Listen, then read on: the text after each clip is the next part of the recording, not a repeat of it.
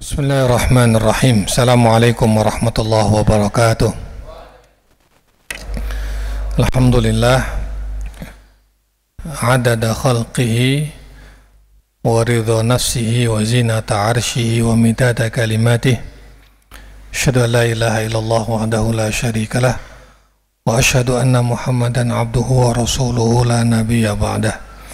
Allahumma salli wa sallim wa barik ala sayyidina wa maulana Muhammadin wa ala alihi wa sahbihi ajma'in, amma ba'du. Peristiwa Isra Mi'raj ini salah satu peristiwa yang khariqul 'adah,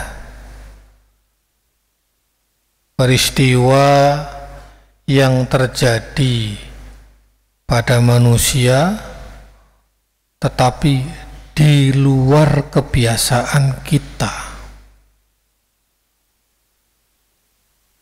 Ayatnya apa? Subhanalladzi asra bi'abdihi laylan minal masjidil haram ilal masjidil aqsa alladzi barakna haulahu linuriyahu min ayatina innahu huwa as-sami' al-basir. Jadi kalau ada ayat yang akan menjelaskan tentang sesuatu hal yang dimulai dengan tanzih, tanzih itu berarti menyucikan Allah, melepaskan Allah dari semua prasangka buruk, itu subhana, tanzih. Subhana itu tanzih. Kalau ada ayat dimulai dengan subhana, ini berarti ayat ini mengandung satu peristiwa yang amat sangat penting. Peristiwa Isra Mi'raj itu dimulai dengan ayat subhana, sama dengan ayat-ayat lain yang juga dimulai dengan subhana.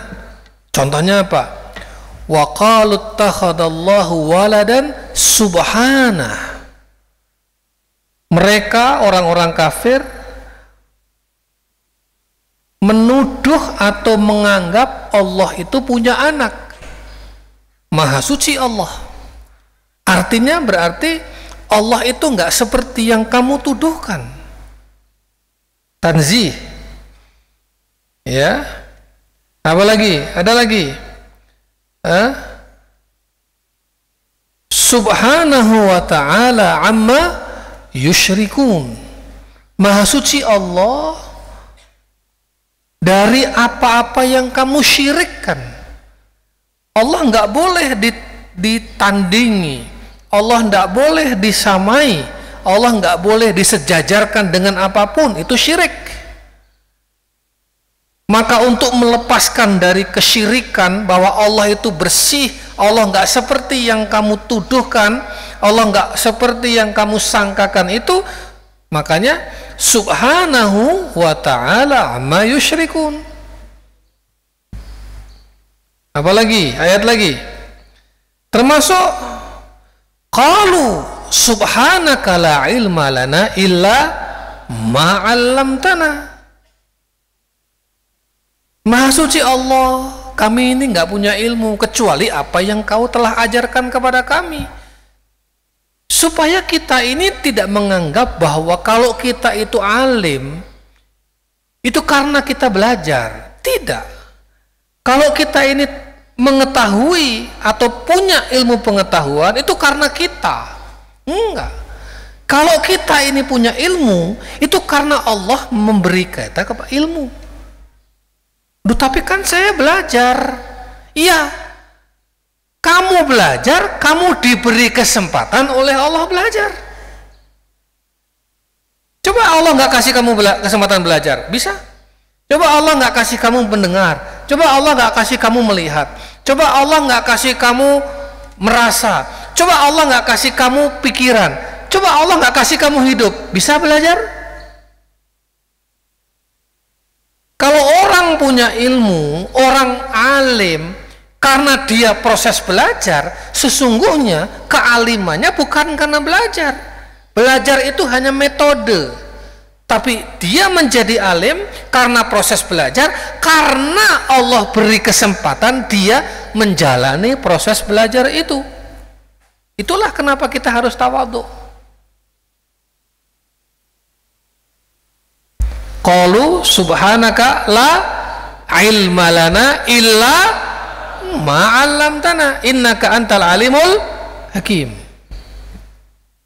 Nah, peristiwa Isra Mi'raj ini peristiwa yang luar biasa. Bayangkan Rasulullah Shallallahu Alaihi Wasallam itu melakukan proses perjalanan Isra dari Masjidil Haram ke Masjidil Aqsa, itu di Mekah ke Palestina pada waktu itu.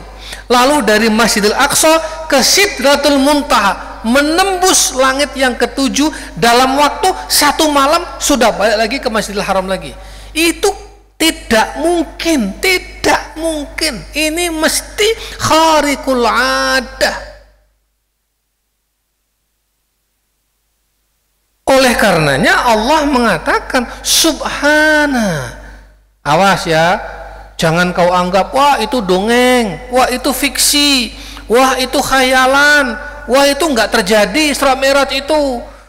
Apa mungkin manusia berjalan dari Masjidil Haram ke Masjidil Aqsa ke Sidratul Muntaha, balik lagi ke Masjidil Haram lagi dalam waktu semalam? Enggak mungkin, enggak mungkin. Hukum alamnya bagaimana? Pasti akan terbakar kalau kita naik ke angkasa, pasti akan begini, naiknya apa dan lain sebagainya. Pasti orang akan berpikir seperti itu. Makanya sejak awal Allah menata hati kita supaya kita nggak berpikir yang gitu-gitu. Makanya apa? Subhana, Maha Suci Allah. Alladzi asra, asra ini yang kelas 4 apa kelas 3 ini? Nahu. Ada fi'il lazim, ada fi'il muta'addi. Fi'il lazim itu yang tidak membutuhkan maf'ul bihi, yang muta'addi yang membutuhkan maf'ul bihi. Apa bedanya asra dengan sara? Kalau sara berjalan, fi'il lazim tidak butuh maf'ul bihi. Sara Muhammadun, Muhammad berjalan. Berjalan kemana? Berjalan ila Pekalongan, ila Jakarta. Itu sara. Tapi kalau asra itu fi'il muta'addi, berarti ada fa'il, ada maf'ul bihi. Asra, siapa yang memperjalankan? Allah. Maf'ulnya siapa? Siapa yang diperjalankan? Rasulullah. Maha Suci Allah yang telah memperjalankan hambanya. Berarti asra bukan saro. Apa bedanya asra dengan saro? Kalau saro itu jalan sendiri, tapi kalau asra diperjalankan. Semut, tahu semut? An-naml, namlah, semut satu. Itu kalau dari Surabaya jalan sendiri sampai ke Jakarta, kira-kira butuh waktu berapa bulan? Ada jalur khusus semut dari Surabaya ke Jakarta. Mungkin bisa bertahun-tahun. Ya, semut jalan dari Surabaya ke Jakarta. Itu belum sampai Jakarta udah mati itu. Kena angin, keinjek atau kena hujan, sudah mati dia. Itu kalau semut itu jalan sendiri, saro. Beda kalau semut itu asro. Semut itu diperjalankan. Siapa yang memperjalankan? Ya kita, kalian. Kalian dari Surabaya beli rambutan, di rambutannya ada semut. Masukkan ke tas rambutan itu, tasnya kamu bawa, naik pesawat Surabaya Jakarta 1 jam. Semut yang tadi di Surabaya 1 jam yang lalu, 1 jam kemudian semutnya ada di Jakarta. Masuk akal nggak? Kira-kira semut Jakarta kalau ketemu percaya nggak? Ente min aina? Ana min Surabaya. Mata qabla sa'ah. Apakah semut Jakarta percaya? Iya nggak percaya. Anta majnun. Nggak mungkin semut berjalan dari Surabaya sampai Jakarta hanya waktunya 1 jam. Itu kalau semut pakai logika semut. Tapi ada semut yang percaya. Saya percaya. Karena ente nggak jalan sendiri. Ente pasti diperjalankan oleh manusia. Sama. Nabi Muhammad Shallallahu Alaihi Wasallam itu Isra Mi'rajnya 1 malam bolak-balik Mekah, Palestina, Sidratul Muntaha, balik ke Mekah lagi. Itu bukan saro, tapi asro. Siapa yang memperjalankan? Allah. Bagi Allah mungkin nggak? Nggak ada yang nggak mungkin, kecil. Subhana, maha suci Allah. Alladzi asra bi abdihi. Isma' jayidan. Abdun dalam bahasa Arab, abdun itu ruh wal jasad. Jadi kalau kamu ada jasadnya, ada ruhnya, anta abdun. Kalau ente jasad saja, nggak ada ruhnya, anta mayyitun. Jasad yang nggak ada ruh namanya apa? Mayit. Ruh tapi nggak ada jasad namanya apa? Ruh, nafas. Tapi kalau jasad sama ruh menyatu dalam diri kamu, anta namanya abdun. Berarti Allah itu memperjalankan Nabi Muhammad Sallallahu Alaihi Wasallam Isra wal Mi'raj itu hakikatan, bukan ru'ya manam, bukan mimpi, tapi benar-benar fisiknya Rasulullah, jasadnya Rasulullah, ruh wal jasad, Isra, Mi'raj, balik lagi Rasulullah fisik hakikatan, bukan ruh, bukan khayalan, bukan mimpi terus diperjalankan ke Aqsa dalam Muntaha, balik lagi bukan. Karena Allah menggunakan kata-kata alladzi asra bi abdihi. Mafhum? Itu. Jadi kalau ada orang orientalis, orang-orang yang menafsirkan suka-suka, Isra Mi'raj itu peristiwa ruhaniyah, bukan peristiwa jasadiyah, bukan peristiwa fisik, itu hanya sekedar rohani. Jadi yang Isra Mi'raj itu hanya ruhnya saja, jasadnya Rasulullah tetap di Mekah. Maknahu huwa la yafham al-arabiyah. Jelas?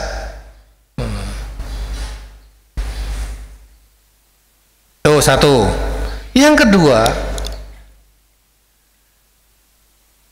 Rasulullah itu ya lagi duduk bersandar di Ka'bah suatu ketika, tiba-tiba datang Jibril.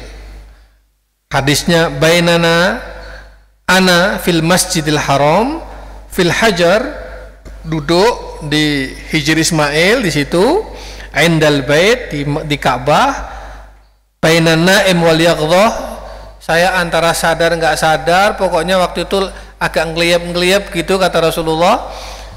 Idz atani Jibril bil buraq, Jibril datang dengan buraq, terus ya Rasul, aku diperintahkan untuk ngajak engkau pergi Isra wal Mi'raj. Maka Rasul naik buraq, kemudian Isra wal Mi'raj. Kamu nggak usah membayangkan buraq itu kayak apa. Buraq itu kepalanya manusia, tubuhnya kuda. Itu gambaran yang salah. Ya, nah, bukan begitu.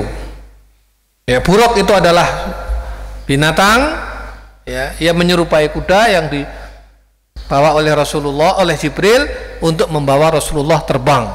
Asra dengan Mi'raj, Isra dengan Mi'raj. Nah, waktu nyampe di Masjidil Aqsa, ini Rasul transit dulu. Sebelum naik ke Sidratul Muntaha, Rasul transit di Masjidil Aqsa. Di Masjidil Aqsa itu Rasul sholat dan ngimami. Nih, dengerin. Rasul sholat dan ngimami atau menjadi imamnya seluruh para nabi dan rasul. Waqila, bahkan dalam sebuah riwayat disebutkan lebih dari 120.000 nabi ikut berjamaah makmum kepada Rasulullah Shallallahu Alaihi Wasallam di Masjidil Aqsa. Wah,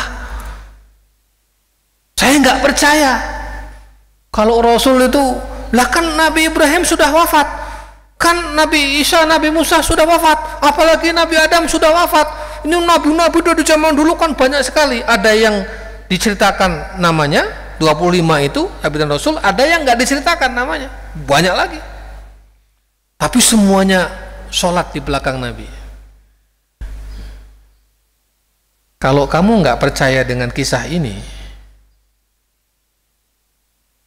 berarti kamu nggak percaya bahwa Nabi Isa diberi mukjizat bisa menghidupkan orang mati. Ya, betul. Burung dibuat dari tanah liat, ditiup Nabi Isa jadi burung. Itu mukjizat bukan? Mukjizat.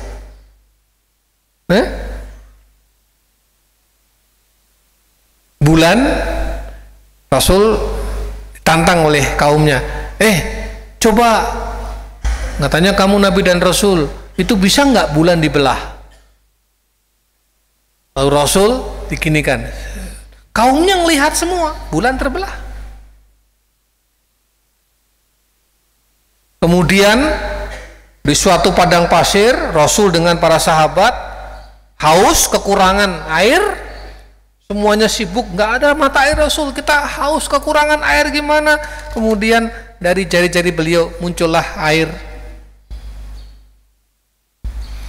Mukjizat para nabi itu semuanya nggak masuk akal, tapi kita percaya.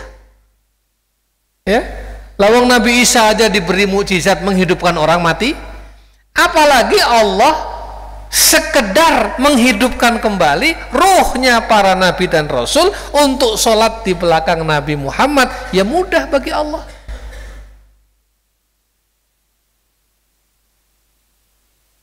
Jelas?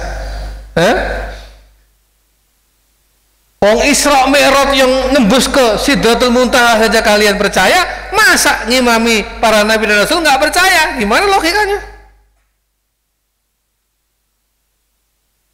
Mafhum? Naik ke langit pertama, ketemu dengan siapa ini? Nabi Musa di langit pertama. Kemudian di langit pertama ketemu dengan Nabi siapa? Langit pertama ketemu dengan Nabi Adam. Kemudian langit kedua ketemu dengan Nabi Isa dan Nabi Yahya. Naik lagi ke langit ketiga ketemu Nabi Yusuf. Naik lagi ke langit keempat ketemu Nabi Idris. Naik lagi ke langit kelima, ya, ketemu Nabi Harun. Naik ke langit keenam ketemu Nabi Musa. Baru naik ke langit ketujuh ketemu Nabi Ibrahim alaihissalam. Itu aja percaya kita, ya, percaya bahwa Nabi Muhammad naik ketemu dengan para nabi, apalagi ngimami sholat di Masjidil Aqsa. Itulah menunjukkan bahwa Nabi Muhammad sallallahu alaihi wasallam Sayyidul Anbiya wal Mursalin, Imamul Anbiya wal Mursalin, Khatamul Anbiya wal Mursalin. Itu dalil.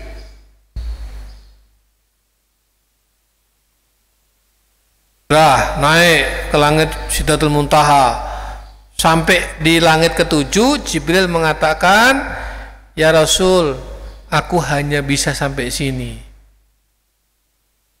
nggak mampu lagi, silahkan teruskan sendiri menghadap ke Allah. Maka Rasul menghadap ke Allah subhanahu wa ta'ala, dan turunlah perintah sholat.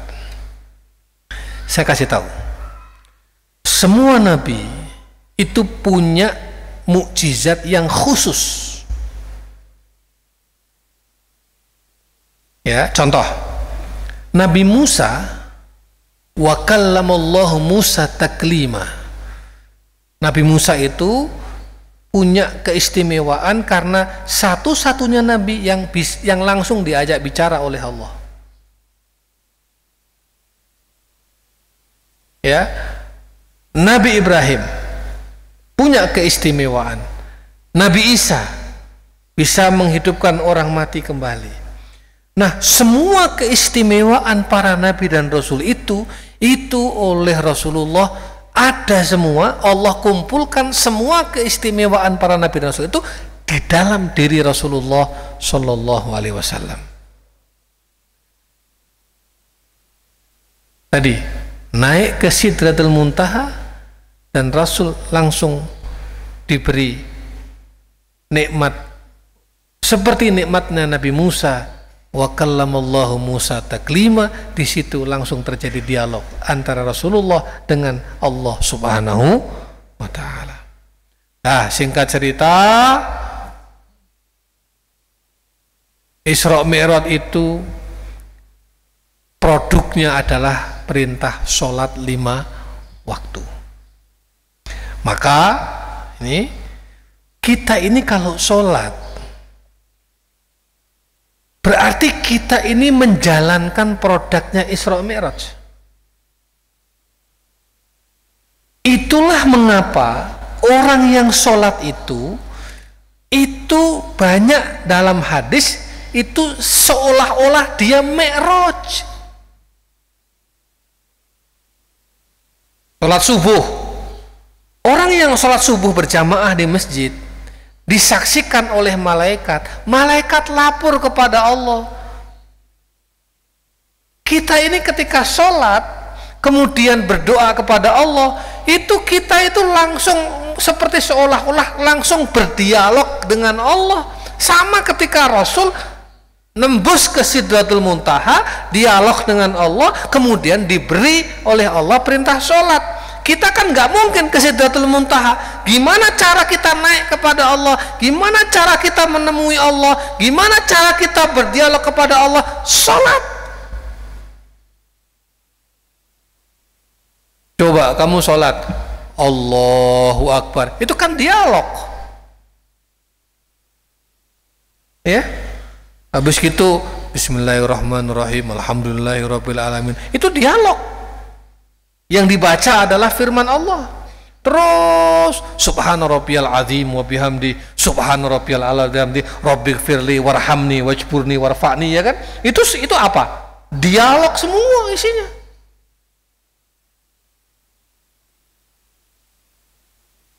Salatmu ditutup dengan Assalamualaikum warahmatullahi, nengok kanan, Assalamualaikum warahmatullahi, nengok kiri. Kalian tahu Assalamualaikum itu adalah kode atau sapaan kepada sesama manusia. Kalau kepada Allah kan Assalamualaikum ya Allah, kan nggak gitu.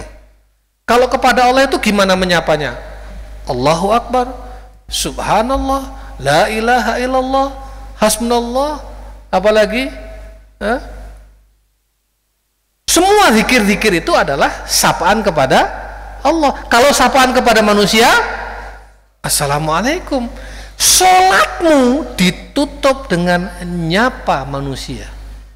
Itu berarti dialog dengan Allah selesai, putus, sekarang kamu dialog dengan manusia.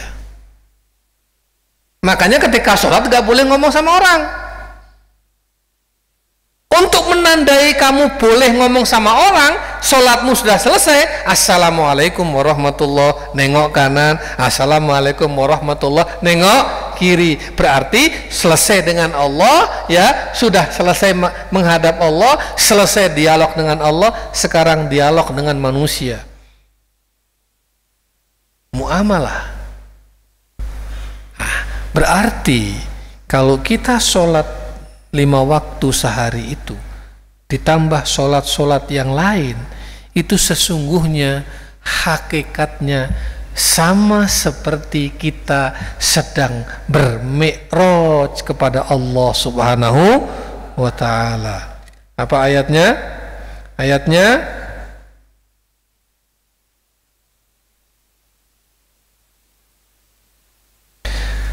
nih, ta'rujul malaikatu warruhu ilaihi fi yaumin kana miqdaruhu 50 alf sanah.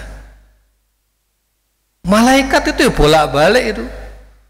Malaikat pagi, malaikat sore, bolak subuh dan asar, sip-sipan. Belum lagi malaikat yang membawa doa-doa kita, kamu doa dibawa langsung kepada Allah oleh para malaikat, disampaikan kepada Allah. Belum lagi majlis dzikir. Ini kalau ada majlis dzikir seperti ini malaikat memayungi kita sampai ke langit dunia. Dan malaikat itu mengatakan halumma ila hajatikum, halumma ila hajatikum. Kamu yang ada di majlis-majlis seperti ini, minta apa? Saya sampaikan kepada Allah. Itu malaikat, ta'rujul malaikatu warruh. Mafhum? Ya. Jadi itu diantara salah satu hikmah Isra Mi'raj. Tentu bahasan Isra Mi'raj banyak sekali, panjang sekali, bisa 2 jam 3 jam kalau saya bahas. Tapi itu intinya. Itu sekedar cerita kenapa ada Isra Mi'raj. Ayatnya seperti itu, kemudian hasilnya adalah sholat. Maka ketika kita sholat, hakikatnya kita mi'raj kepada Allah Subhanahu wa ta'ala. Jadi Rasul digambarkan mi'raj ruh wal jasad. Kalau kita mi'raj kepada Allah ruhan, ruh kita, makanya harus khusyuk sholatnya. Ketika sholat gak usah mikir yang lain-lain, khusyuk. Kenapa? Kita sedang dengan Allah, sedang dialog. Rabbighfirli warhamni wajburni warfa'ni warzuqni wahdini wa'afini wa'fu anni. Itu kita hayati setiap kata. Allahumma rfa'ni, ya Allah angkatlah derajatku. Warzuqni, ya Allah beri aku rizki. Dialog sama kita, dialog sama kamu. Kasih dong, bantu aku dong, angkat aku dong, tolong dong, mudahkanlah jalanku. Itu kalau kita dengan orang, dialog. Mafhum kalam? Ya, bismillah. Ini saja hikmah Isra Mi'raj, mujaz, wafi, singkat, dan insyaallah manfaat untuk kalian semuanya. Aqulu qouli hadza astaghfirullahal azim li wa lakum. Wassalamualaikum warahmatullahi wabarakatuh.